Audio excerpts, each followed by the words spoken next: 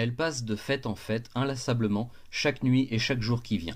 Elle laisse plus d'un souvenir, agréable ou non, à celles et ceux qui croisent son chemin et ont l'honneur de bavarder avec elle autour d'un verre. Elle parcourt la vie mondaine comme un royaume conquis, discrète et indiscrète à la fois, s'abandonnant au rythme effréné de la modernité en savourant un brin de nostalgie.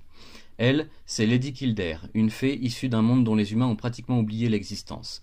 Aujourd'hui, elle ne se prélasse plus autour des cours d'eau dans de magnifiques forêts, mais dans un grand loft en plein New York. Kildare fuit les devoirs que lui impose son statut de princesse dans son lointain domaine, mais son ancienne vie va soudainement la rattraper quand sa propre sœur, Ginny, débarque dans son jardin avec l'air perdu d'une personne ayant vu l'horreur en face. Pour résoudre une sordide affaire de meurtre, Kildare va s'adjoindre les services de son bon compagnon le Pug et du sorcier Magus, afin d'enquêter ensemble avec toutes leurs compétences sur la tuerie à laquelle Ginny va échapper de justesse. Très vite, il apparaît qu'un mal très ancien est à l'œuvre, une créature issue des plus profondes noirceurs de l'ancien monde, et qui doit être stoppée à tout prix avant qu'elle ne réussisse à prendre pied dans le nôtre. Un grand drame se joue ici. Le second récit est consacré à la rencontre entre Kildare et une créature des cieux, un être d'une beauté exquise que l'on appellera simplement l'ange. Piégé dans une foire aux monstres par un esprit pervers et malfaisant, l'ange attend le moment où ses pouvoirs lui seront rendus et où elle pourra prendre sa revanche. Et grâce à l'aide de Kildare et de son ami Lord Zéphon, ce sera bientôt chose faite, mais à quel prix ? Je ne vous révélerai pas la nature du troisième et dernier récit présent dans ce premier tome de la série nouvellement nommée Lady Kildare chez Delcourt, mais c'est là encore un pur chef-d'œuvre du genre à découvrir absolument. Je vous laisse regarder les nombreuses vidéos de la chaîne Original Comics consacrées à cette sortie du mois d'avril pour vous faire une idée précise du pourquoi de ce changement de nom pour l'héroïne principale ainsi que pour sa rencontre avec l'ange. Sachez que c'est essentiellement une histoire d'argent comme bien souvent.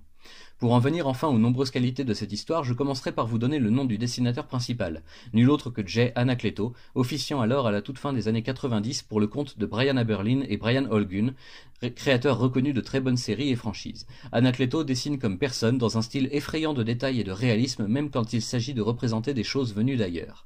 Je possède quelques illustrations en print de cet artiste, datant de l'époque de l'éditeur indépendant Zenescope, mais je n'avais alors aucune idée d'à quel point il pouvait être un génie dans son domaine. Je suis bien content que ce soit cette histoire-ci qui m'en donne envie d'en apprendre davantage. Et concernant l'histoire, justement, eh bien c'est une excellente expérience de lecture comme j'en fais relativement peu souvent finalement. J'ai un peu buté au départ, n'ayant pas vraiment l'habitude de ce genre-ci dans les comics, mais avec l'aide de l'expérience acquise avec Fable, tout devient vite plus clair et plus facile à comprendre sans trop se poser de questions. Une histoire en 3 temps, chacun différent des autres, avec comme point central cette fameuse Lady Kildare, immortelle en mal de sensations, cherchant le danger et un défi à sa hauteur pour la maintenir éveillée. J'espère que Delcourt prévoit vraiment d'autres tomes par la suite parce que je veux vraiment en savoir bien plus maintenant. Les références à la culture classique sont nombreuses et souvent primordiales, comme pour ce sacré 19e siècle, qui décidément ne lâchera jamais l'imaginaire collectif, ou bien alors plus loin encore dans le temps avec les œuvres de William Shakespeare, traitant du domaine féerique et éthéré de notre réalité aux multiples couches. Je vous invite à consulter les travaux d'Édouard Brazet, par exemple, si vous avez envie de vous familiariser avec toute cette cosmogonie. Le traité de féerie étant sûrement toujours disponible quelque part dans une bonne librairie. Pour l'heure, je vous invite très clairement et très vivement à franchir le cap, vieux lecteur nostalgique ou nouveau venu dans la fleur de l'âge. Lady Kildare est un petit bijou que vous serez très heureux de posséder dans votre collection.